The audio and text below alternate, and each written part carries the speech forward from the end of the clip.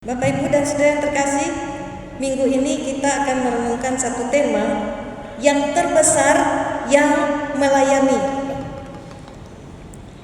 Bapak, Ibu, saudara-saudara, satu kali seorang guru bercakap-cakap dengan dua muridnya. Kepada murid pertama, si guru bertanya seperti ini, "Tuti, kalau kamu nanti besar, cita-cita kamu mau jadi apa?" Lalu si Tuti menjawab, "Aku mau jadi dokter, Ibu Guru. Aku mau punya rumah sakit sendiri, punya rumah sendiri, mobil sendiri, kapal pesiar sendiri, dan aku akan bahagiakan suami dan kedua orang tuaku." "Bagus, sungguh mulia sekali cita-citamu, Tuti. Kalau kamu, Tito, apa cita-cita kamu?" Lalu Tito menjawab, "Cita-citaku nikah sama Tuti ajalah, Bu Guru." Bapak, Ibu, saudara-saudara, dari percakapan di atas kita tahu bahwa kadang orang itu ingin dan berharap untuk memperoleh yang terbaik, tapi tidak semua orang bersedia melakukan yang terbaik untuk memperoleh apa yang terbaik itu. Tito mau cita-citanya itu semulia Tuti, tapi untuk mencapai cita-citanya dia pilih cara yang paling gampang, nikah sama si Tuti aja yang sudah punya cita-cita mau bahagiain suaminya. Begitu juga banyak orang ingin menjadi orang yang besar, tapi tidak bersedia melakukan yang terbaik untuk menjadi orang yang besar itu. Contohnya seperti yang dikatakan oleh Tuhan Yesus dalam bacaan Markus 9 ayat 35. "Jika seseorang ingin menjadi yang terdahulu, hendaklah ia menjadi yang terakhir dari semuanya dan pelayan dari semuanya." Murid-murid berdebat tentang siapakah yang terbesar di antara mereka, siapa yang paling tinggi jabatannya, paling dihormati, paling diutamakan. Bapak, Ibu, perhatikan ya, Yesus itu tidak mencela keinginan untuk menjadi orang yang paling besar. Tapi cara untuk menjadi orang yang terbesar itu harus diperhatikan dan dipahami oleh setiap orang. Kenapa demikian? Karena cara Allah itu berbeda dengan cara manusia. Kita semua diajak oleh Tuhan untuk menjadi orang yang besar. Jangan cuma mau menjadi orang yang biasa-biasa saja ya, orang yang tanpa arti sama sekali. Kita harus menjadi orang yang besar, tapi kita harus ikuti dan lakukan caranya Tuhan untuk menjadi orang yang terbesar itu. Yesus menegaskan, siapa yang mau jadi terdahulu, ia harus jadi yang terakhir dan jadi pelayan. Bapak, Ibu, saudara, mau menjadi orang yang dihormati, dihargai, didahulukan, bersiaplah jadi yang paling akhir, bersiaplah jadi pelayan dan melayani sesama. Yang terbesar itu yang melayani. Ya, ingat, yang terbesar itu adalah yang melayani. Apa yang dimaksud Tuhan Yesus dengan melayani? Mari kita merenungkan dua hal. Pertama, orang yang melayani adalah orang yang rendah hati dan siap mengosongkan diri menjadi paling akhir. Bapak, Ibu, dan saudara-saudara, masyarakat Yahudi di dalam tatanan masyarakatnya, orang-orang penting seperti pejabat pemerintah, pemimpin agama, bangsawan, orang kaya, dan orang-orang yang berpengaruh dalam masyarakat adalah orang-orang yang harus didahulukan. Kalau ada acara makan-makan, mereka harus didahulukan ya, saudara-saudara. Mereka yang pertama makan, mereka yang diutamakan.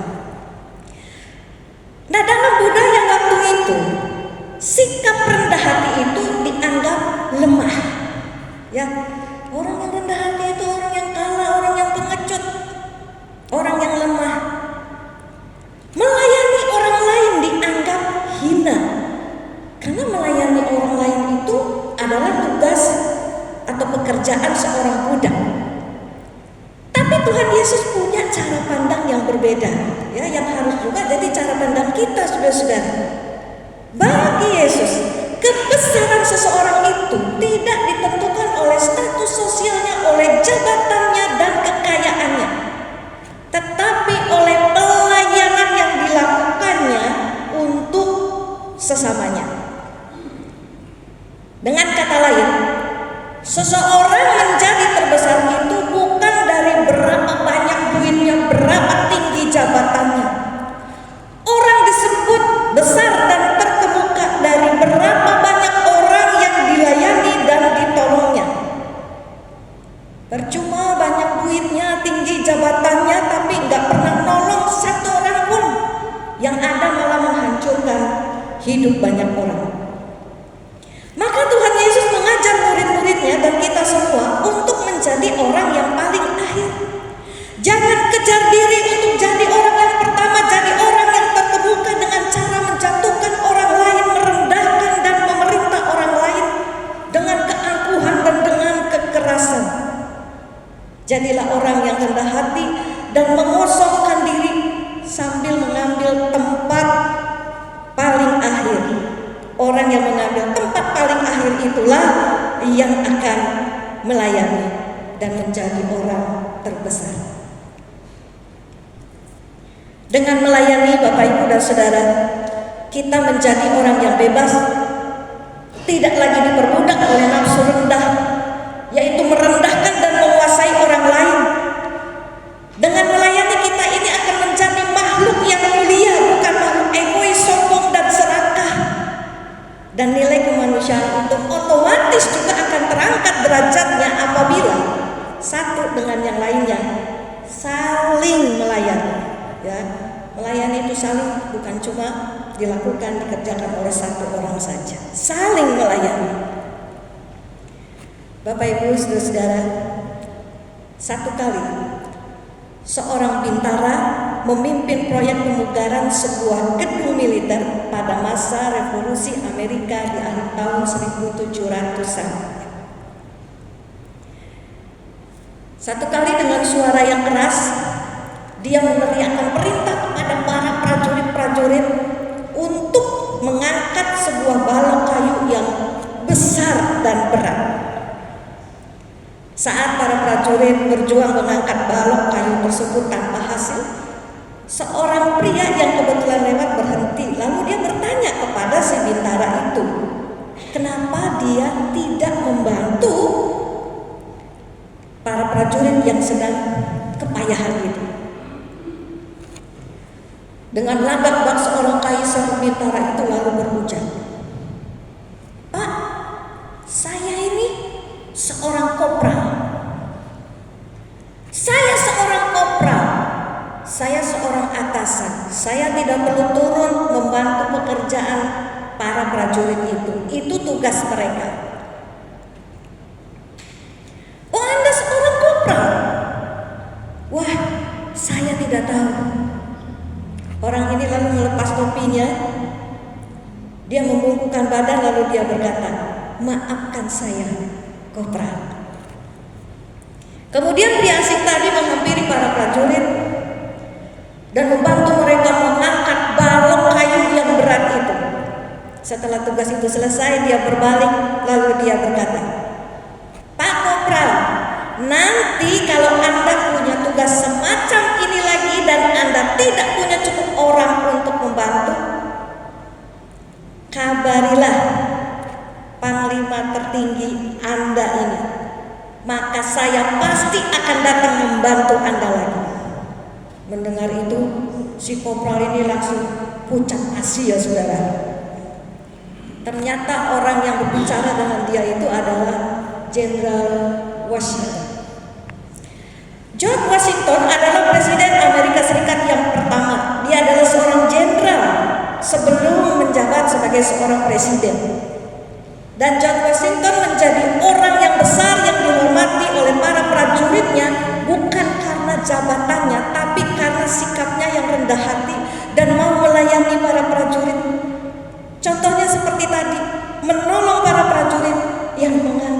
balok-balok kayu yang begitu berat. Dia kosongkan diri dari jabatannya sebagai jenderal, sebagai orang terkemuka. Dia ambil tempat di belakang menjadi seperti para prajurit rendah yang mengangkat balok kayu. Itulah melayani, saudara-saudara. Itulah orang yang terbesar. Yang kedua, apa yang dimaksud Tuhan Yesus dengan melayani? Orang yang melayani adalah orang yang tidak pamrih dan tidak pernah mengharapkan balasan. Ya, bahasa gaulnya nothing tulus, gak ada kepentingan.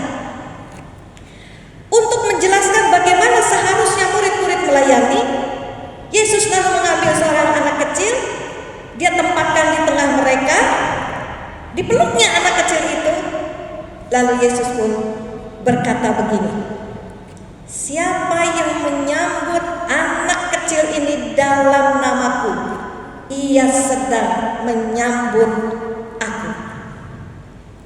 Kenapa kok Yesus pakai anak kecil untuk menjelaskan soal melayani? Bapak Ibu Saudara sekalian, anak kecil itu adalah orang yang belum dewasa dan belum mandiri. Anak kecil itu bergantung pada orang dewasa untuk hidupnya. Betul? Mau makan minta sama papa mamanya. Mau sekolah orang tuanya harus membiayainya. Mau tinggal di rumah yang nyaman dan aman harus disediakan orang tuanya. Mau baju, mau sepatu dan lain sebagainya, semuanya harus disediakan dan disiapkan oleh orang dewasa lainnya. Jadi seorang anak kecil itu tidak bisa membalas kebaikan yang diberikan kepadanya. Dia cuma bisa menerima, dia tidak bisa membalas karena memang dia lemah dan bergantung pada orang dewasa. Maka Yesus mengajar murid-murid, ketika melayani, layanilah tanpa pamrih, tanpa mengharapkan balasan, nothing tulus, jangan ada kepentingan apapun. Kalau kita melayani karena kita ingin dihargai, nah itu berarti sudah ada kepentingan. Gak diucapin terima kasih sekali aja, marah. Gak disapa, tersinggung. Gak didengar pendapatnya, butuh pindah gereja. Kita melayani nothing tulus, jangan ada kepentingan apapun, gak harap balasan. Kalau ngarep balasan, saudara, itu namanya bukan melayani, itu investasi. Saudara pernah ikut investasi? Semua orang yang ikut investasi itu ingin supaya mendapatkan hasil dari apa yang ditanamnya. Saya tugas kebaktian di gereja, saya pelayanan di gereja supaya dipuji. Itu investasi, bukan pelayanan, saudara. Saya nolong orang supaya satu kali kalau saya susah, orang itu gantian nolong saya. Itu investasi, saudara, bukan pelayanan. Jadilah orang yang besar dengan melayani tanpa pamrih, tanpa kepentingan apapun dari diri kita. Yesus mengatakan bahwa kalau kita melayani orang-orang yang tidak bisa membalas pelayanan kita kepada mereka, maka sesungguhnya kita ini sedang melayani Yesus sendiri. Kalau kita melayani orang yang bisa membalas pelayanan kita, apa jasa kita? Gak ada, saudara-saudara. Orang dunia juga melakukan hal seperti itu. Dan ini jadi pertanyaan Yesus kepada kita, bukan cuma kepada murid-murid atau orang banyak yang mengikutinya pada waktu itu. Kalau kita ini gak ada bedanya dengan orang dunia, buat apa kita jadi murid Yesus?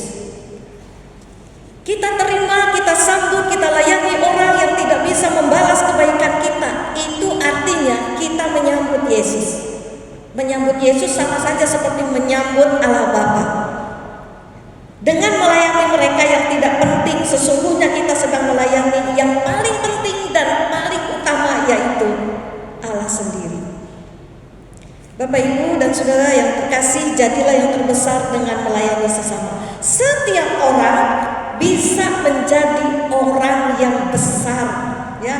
Bukan cuma pendeta, majelis, aktivis yang bisa menjadi orang yang besar.